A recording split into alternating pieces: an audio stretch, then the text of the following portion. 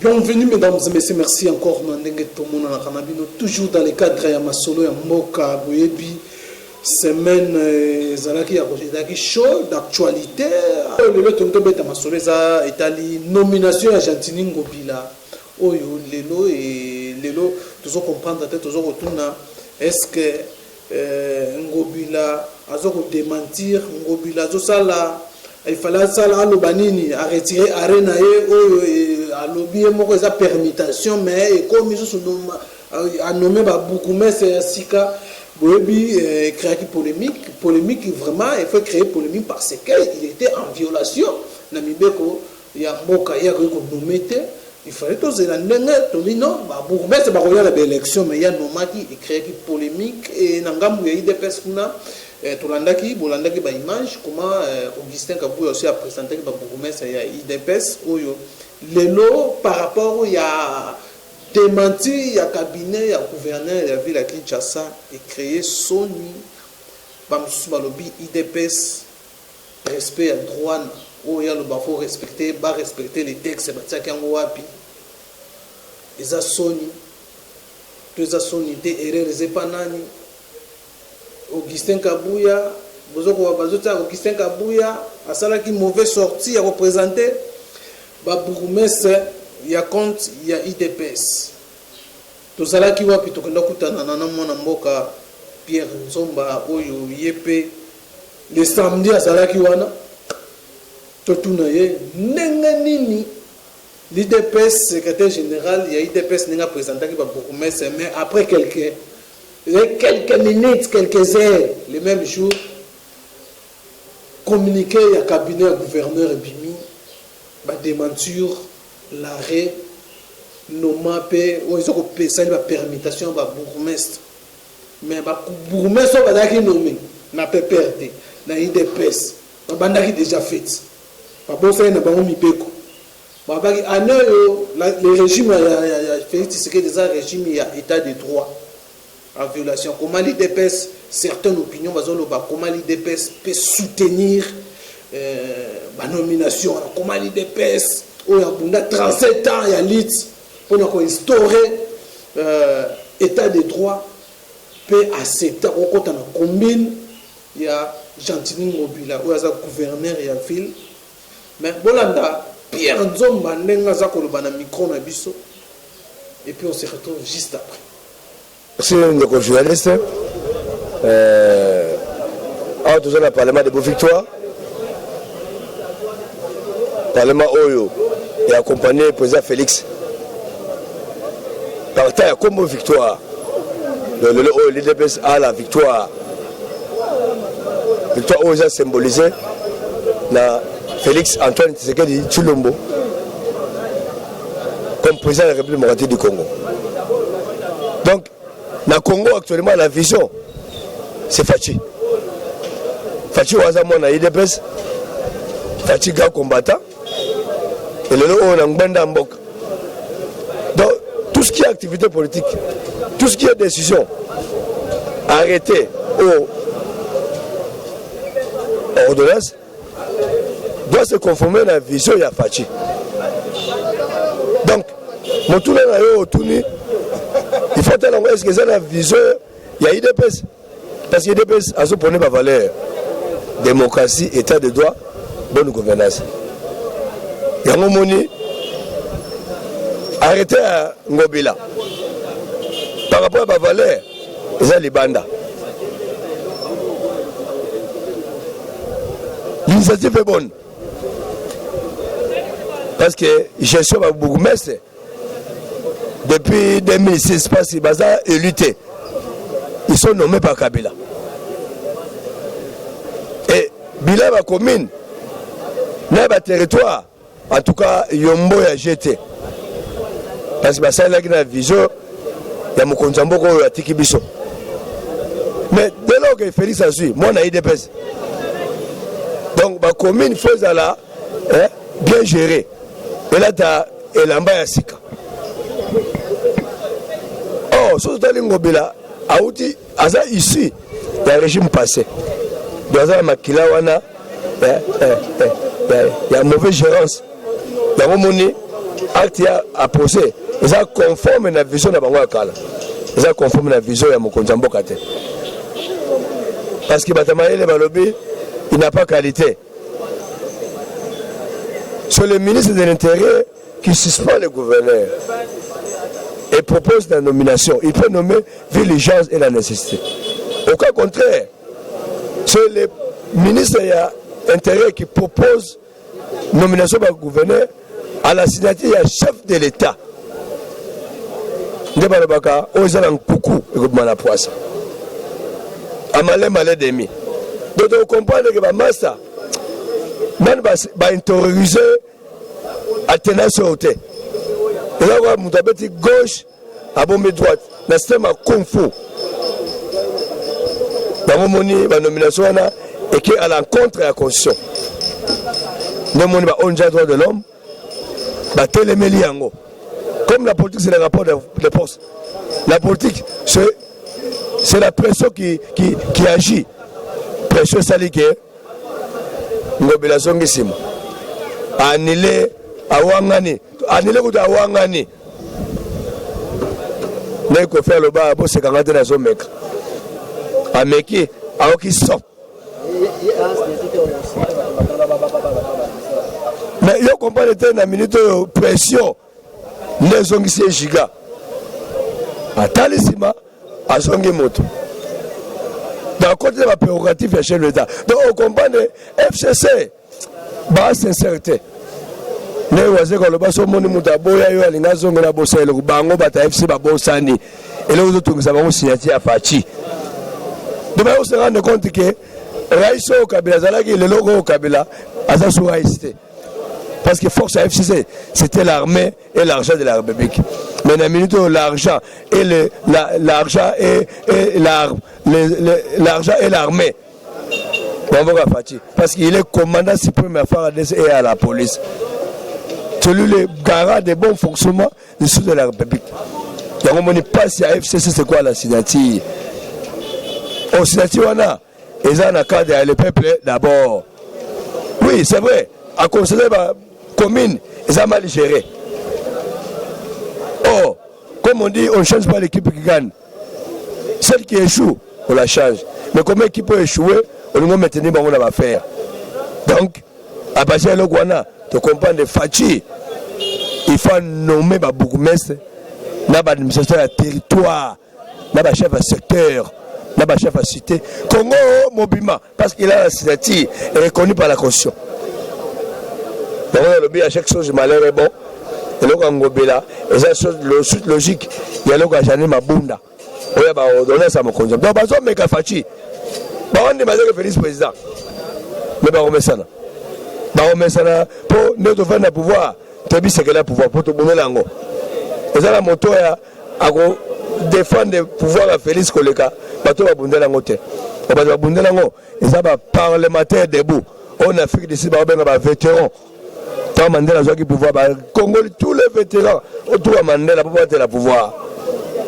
Dans le but parlementaire debout, tout est là Fachi, tout est de côté ring, tout est à bâche, dans des métiers pour le parlementaire debout pour bagarrer dans le bureau de mon cœur, il y a ça à blaguer. Le parlementaire debout, tout ça réuni dans collectif. Le parlement debout à Congo, on a dirigé à présent le parlement debout, il y a 10 mairies, les doyens de Moulumba. Il y a des corridors principaux. Le Parlement de Bounios au Congo. Moi, votre humble serviteur, dans un corridor adjoint, la collective au Parlement de Bounios au Congo. Tu as le secrétaire général Gustave Lutumba. On a président au Parlement de Bouchang. Voilà les trois messieurs, les trois combattants au bas dirigé collectif au Parlement de Bounios. Yango, tu as une première action. Tout ça qui est sorti officiel. Il y a un collectif au Parlement le 20 juillet, la permanence. Pour mon équipe, il y a des matinée politique, 100% Parlement debout. Il y a un autre bibo. Tu as reçu la pénalité. Tu as reçu la politique dans le régime passé. Vous avez la gauche, la droite politique. Mais dès lors, tout ça, la sorte qu'il y a des pouvoir. Tout comme libre, la politique dans le Congo. Nous avons dérangé le Parlement debout à Zate. Il y a deuxième action de la séminaire. Toujours organisé mon banque dans le séminaire parlementaire debout. À l'école, il y a démocratie. À l'école, il y a de bonnes gouvernances. À l'école, il y a des valeurs. Ils ont séminaire mise à niveau. Il y a un moment où la tête pour sa date. Tu vas dire que le Congo, le Parlement de Bounioso, le Congolais a appelé la victoire. Le Parlement de Bounioso, le Congo, le Combo. Pour tout dans la permanence, tout ça, le séminaire, il y a mise à niveau. Donc, bana poto, tout ça, ma casse, ça va marche. Tout ça, ma casse, na kotumba ba piné. En tout cas, côté wana, tout ça, la mandaté. Mais côté Moutoupe, le Parlement de Moutoupe, ça là. Pour battre ma femme, c'est le Parlement de Baoté la politique dans le Congo. Parce que l'expérience politique, parce que la politique, tu sais que Yemoko, Polo Iboro, le Parlement de Bou. J'aime créer un phénomène Parlement de Bou. Il connaît la politique. Ils ont œuvre naïe. Tala Tshisekedi a créé Eloko, Atikabana. Donc c'est que Eloko ngo, ils ont un basuma, fibo. Dans le monde où ça bango, les gars piné, abouo pia. C'est quoi le Parlement de Bosa la Mayele. Et Mayele le Parlement de Bosa. La preuve est que Augustin Kabouya, secrétaire général, parlementaire de Bologolanga. Mesdames et messieurs, secrétaire général. Vous comprenez? Donc, secrétaire général, Augustin Kabouya, parlementaire debout. Et Tigali Fachi,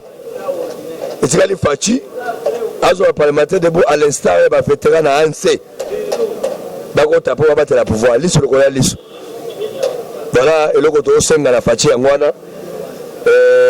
tout ça confiant.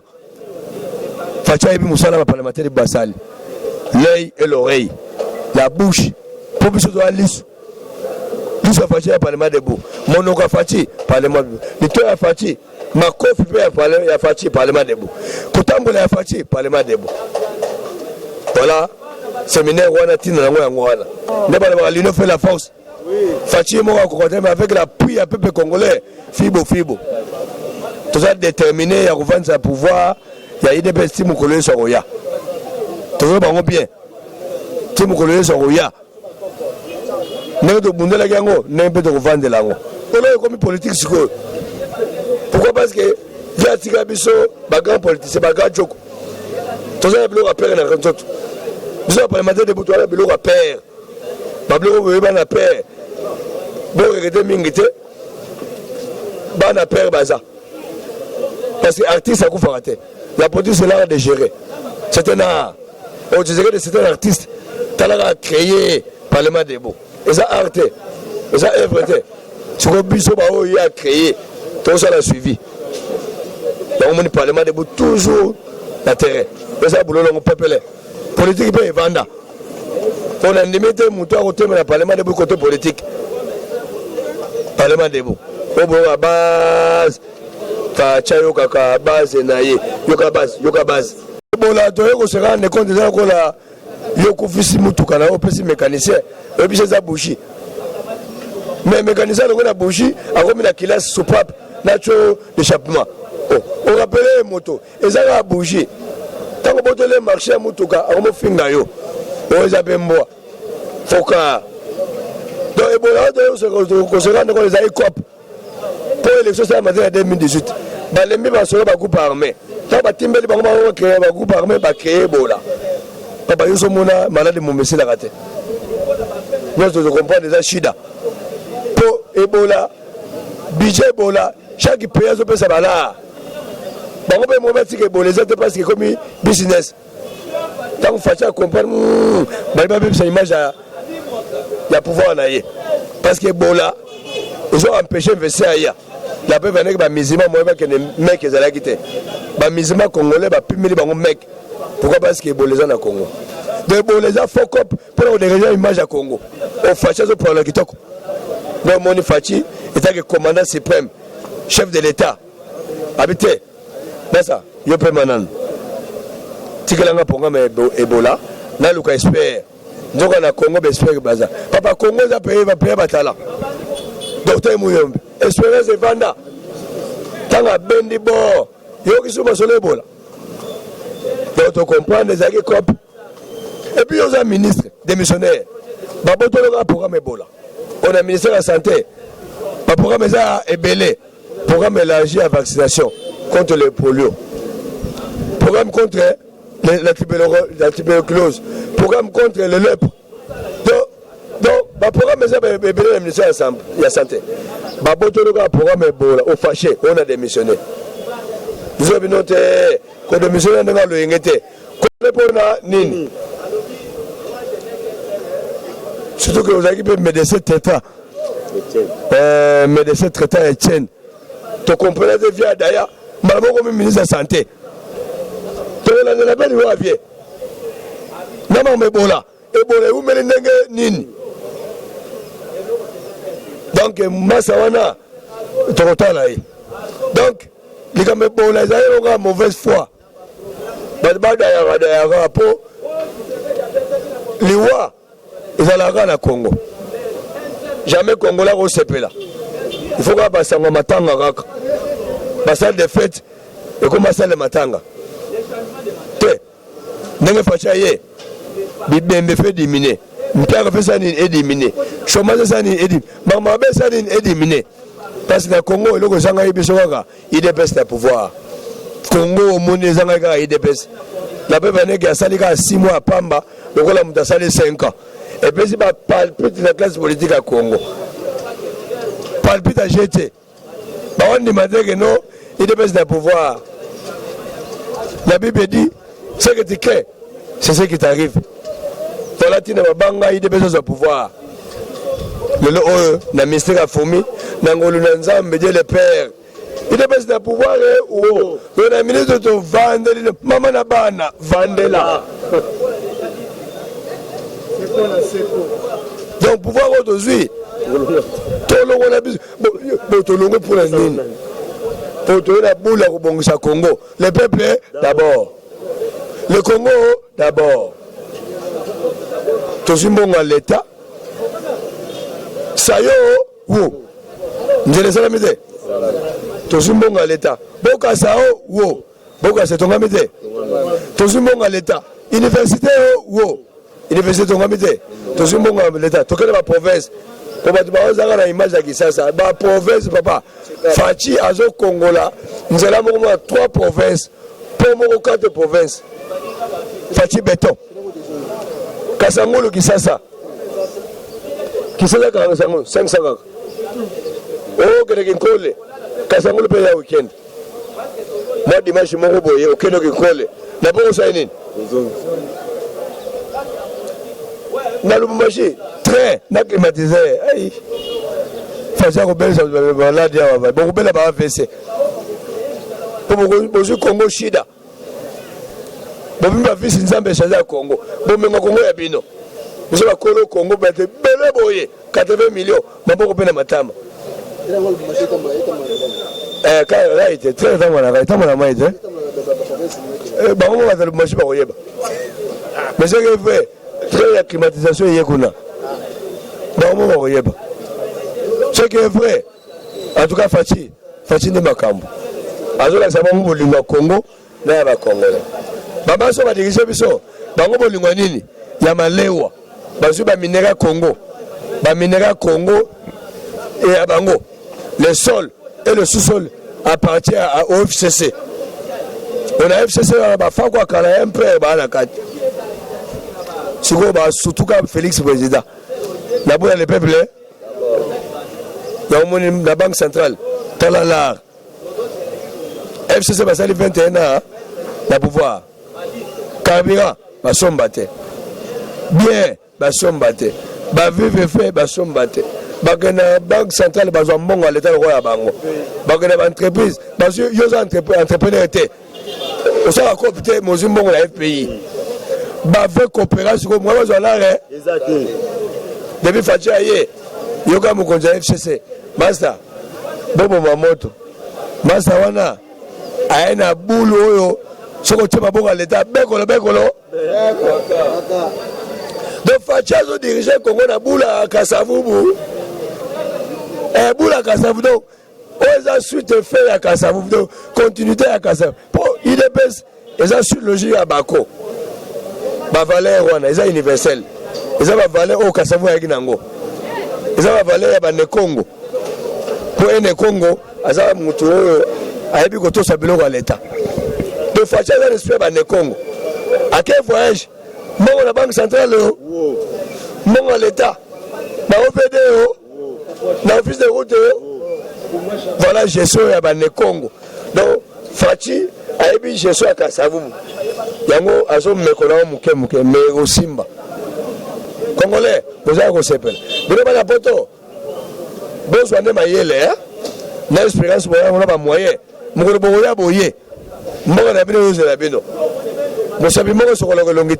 Il ne fait Fachi à présent. Vous avez un moyen. Vous avez une expérience. Vous avez un moyen. Tout le monde est cool. Aboyi mutute. Alors, vous avez un moyen. Vous avez un calme.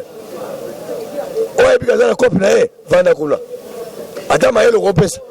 On a la poto, Canada, États-Unis, partout. Bah, idée. Même l'Internet, il y a.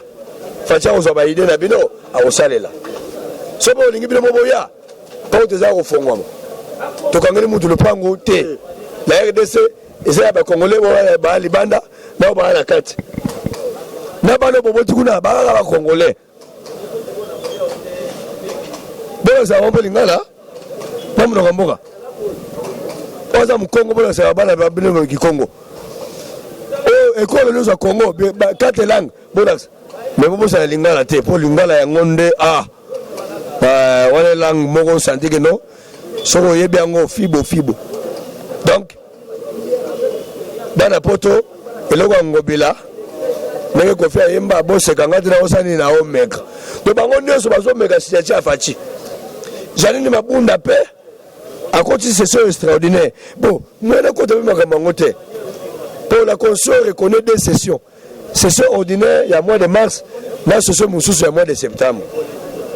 Mais hier, il a convoqué session extraordinaire. Or, tout ce qui est extra, session extraordinaire, ils ont domaine réservé à chef de l'État. Celui qui a la signature, nous avons nommé Baboumé, c'est ça, chef de l'État. Mais mon blatant a continué à bilan chef de l'État. A aucun son. Il y a beaucoup de choses. Annulé. Attendez si ma zone moto. J'allais m'abonner peu. Alors c'est extraordinaire. Alors que c'est il y a septembre ordinaire. C'est budgétaire. Il y a un moment tout ça va commenter une minezate. Alors on se réfère à la lettre à mon Konzambok. Tout beau était mais selon la loi, selon la constitution, c'est extraordinaire. C'est le chef de l'État qui la convoque. Bon, tu évites de nous souk. Tu évites. Nous ne pouvons pas bandake. Nous ne pouvons pas bandake. Azui. Tant que ma bunda bandake ma ordonnance, au Mukonzamboka, je camine.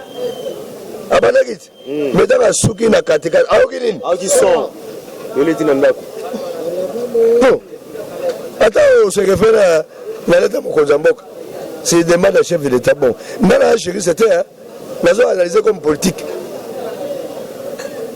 Il y a un appel Kassaye. Alors, il y a un tabac.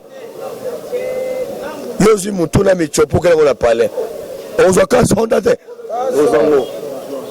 Pour te dire bien que Naba Kassaye, moutouna michopo, il y a un kati. Et ça domaine réservé à Colon Taba. Bon. Parce que Colon Taba a piégé. Peu de drogues. Et vous voyez, il y a un jour et zoya. Moi, je crois que mingi ezate.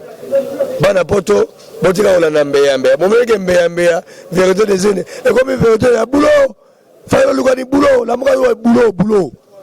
Bilo bana poto bozo on a bilo si ma Félix, bozo on a IDPS, mais on a la bé. Moko. Bozo ma boko, Congo sanine. Eke liboso. Avec la prière ba Congolais à Congo, na ba Congolais au bazaka libanda ya Congo. Boza utile. Bon jouer rôle la bino état que ba Congolais libanda. Ata boza libanda, mais mboka la bino za république démocratique du Congo. Changement de lukaki yango Félix Ndema Kambu. Chef de l'État, garant de la nation, commandant suprême, magistrat suprême. Quel est titre vice Nzambe chargé à Congo. De par la constitution, constitution na bango moko ndepesi pouvoir na Félix azala vice Nzambe chargé à la République démocratique du Congo. Soko tumboli Nzambe ozwa nini kindobika. Merci Nabino Sokozili Bakoya Kolanda Biso, merci Nandeng Botikolanda Pierre Nzomba par rapport à la nomination le gouverneur il y a vu la nomaki ou créé le lot na batoile polémique au saranate Tokolobani Bolandi Pierre Nzomba Nenga Lobi bazo meka Félix Tshisekedi voilà selon Pierre Nzomba bazo meka Félix Tshisekedi et commentaire ni Tokoloba les arrêts où il va publier sur la fake news mais comment se fait-il que barango communiquer dans les réseaux sociaux et voilà merci commentaire les je crois que nous allons revenir avec d'autres invités pour traiter aussi la question liée dans l'actualité Yambo Kanabiso. Quant à moi je vous dis merci na Piska Siwanga ou derrière la caméra, merci aussi na bande de Kubotu di Bakula pour la biso surtout pour accorder biso votre attention to kotani mbala ya sima na numéro mususu bye bye.